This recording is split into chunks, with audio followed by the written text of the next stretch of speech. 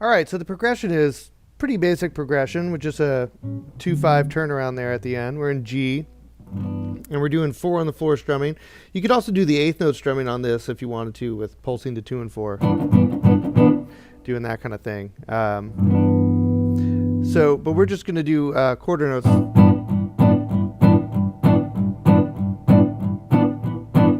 Okay, so it's a 1 chord to a 4,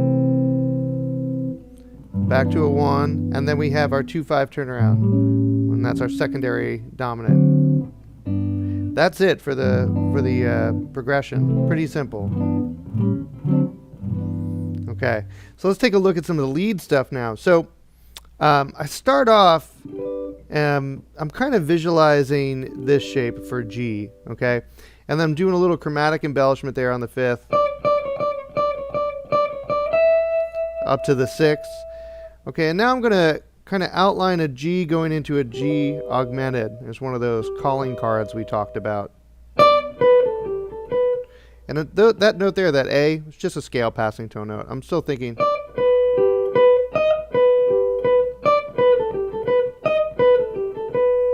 Okay, then when I get to the C, I know I have a 3rd up there, and I'm just going to outline this C. So I'm going to chromatically walk into that 3rd.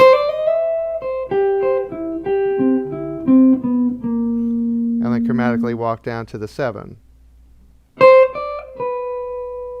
Okay, there's a little turn to get me back to that G.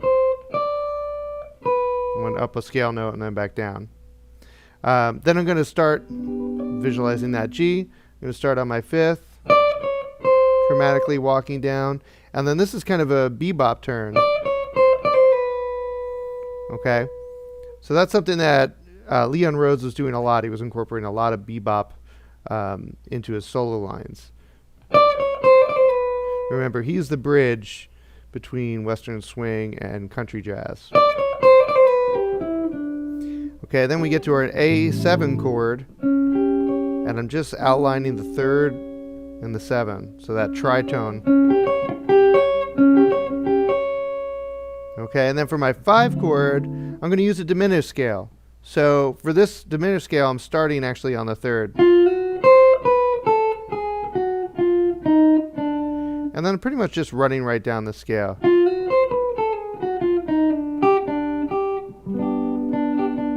Okay, right out of the G chord. Okay, second chorus. I'm jumping up top here. I'm using my swinging pentatonic. Okay, for this I'm using it in a way where I'm kind of connecting a bunch of them. I'm connecting this one,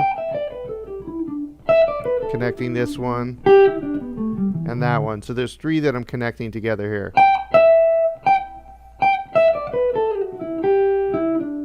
And then right down a G Mixolydian scale. That's the 3rd and 5th. I like that idea. I'm going to continue it chromatically down until I land on another G. Okay, now we switch to our 4 chord. So where is that coming from? So that's just a C major pentatonic sliding into the 3rd, throwing in that dominant 7, and then I got my minor 4 sound there. That's leading back to the 5th of the 1 chord. Now I'm going to 2/5 my way into this A. So I have to think, what is the 2 of that A? B minor. What is the 5 of that A? It's E. So I'm going to be outlining a B minor and then an altered E.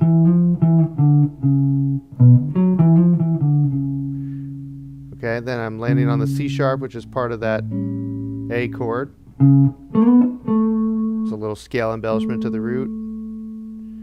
And now on the 5 chord, that D chord, I'm using augmented chord, and I'm going to be doing an inversion of this. And we talked about our whole tone scale and harmonizing the whole tone scale and our augmented chord. So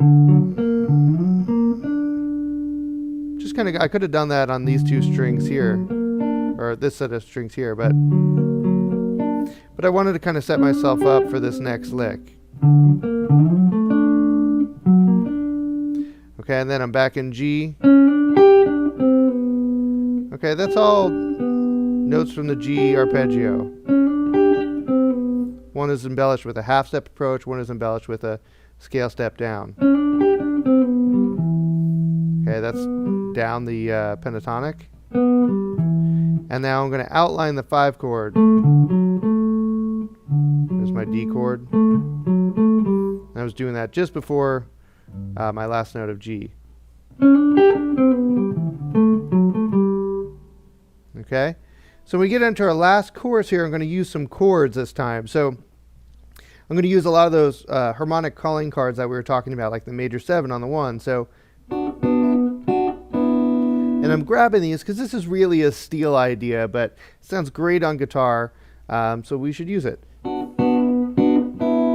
I'm going back and forth between the major 6 and the major 7 and the 6, and then I'm going to kind of harmonize that, like reharmonize it by doing it between the 9 and the root. And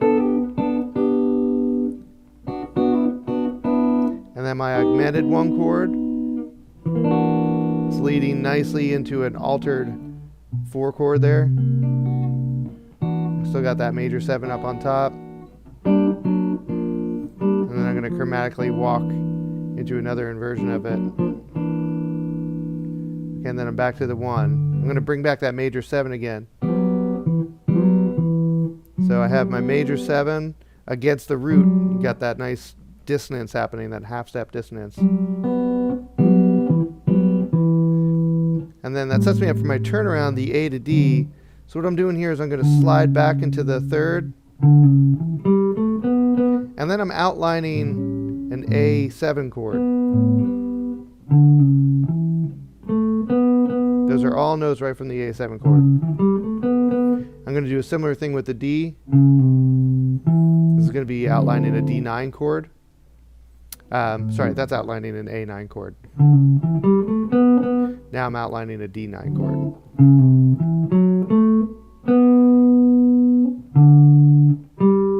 And resolving back on the G.